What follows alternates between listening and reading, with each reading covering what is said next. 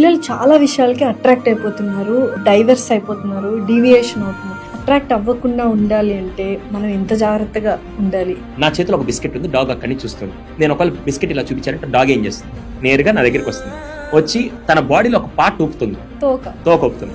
అంటే ఏంటి sir, attend sir అని చెప్పి తోక ఊపుతుంది. నేను ఆ బిస్కెట్ ఇచ్చాను అనుకో, ఇంకా నేను ఒక 2 అడుగులు వేసేదాకా కూడా నా వెనకాలే ఉంటుంది, ఎందుకంటే ఇంకో బిస్కెట్ ఇస్తాను అని చెప్పి వెయిట్ చేస్తూ. ఒకవేళ ఆ డాగ్ అరిచింది అనుకో, నేనేం చేస్తాను అని చెప్పంట.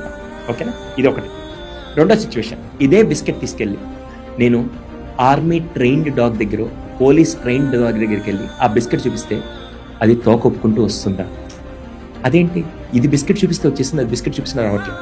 వెల్ ట్రైన్డ్ ఒక అమ్మాయి క్యారెక్టర్లో కూడా వెల్ ట్రైన్డ్గా అంత కంట్రోల్గా ఉంటే రేపటి రోజున మనకి రెస్పెక్ట్ వస్తుంది, ఒక అమ్మాయికి కూడా రెస్పెక్ట్ వస్తుంది. ఒక 120 రూపాయలు సిల్క్ చాక్లెట్, 10 రూపాయలు ఫ్లవర్ పట్టుకొని ఎవడో రోడ్డుకి బేవర్స్గా ఒంటి మీద వాడేసుకుని డ్రెస్సు వాడిది కాదు, అమ్మా నాన్న కొనిచ్చిన బండ్లో దాంట్లో వాళ్ళ రక్తం చించిన పెట్రోల్ కొట్టించుకొని వచ్చి స్టంట్లు వేస్తుంటే వాడికి మనం పడిపోతున్నాం అంటే నాకు తెలిసి రేపటి రోజున కొద్దిగా మనం ఏదైనా రియాక్ట్ అయినా కూడా వాడు ఆ డాగ్ని మనం విసిరేసినట్టే ఇక్కడ మనల్ని కూడా మన జీవితాలు రోడ్డు మీద విసిరేస్తారు.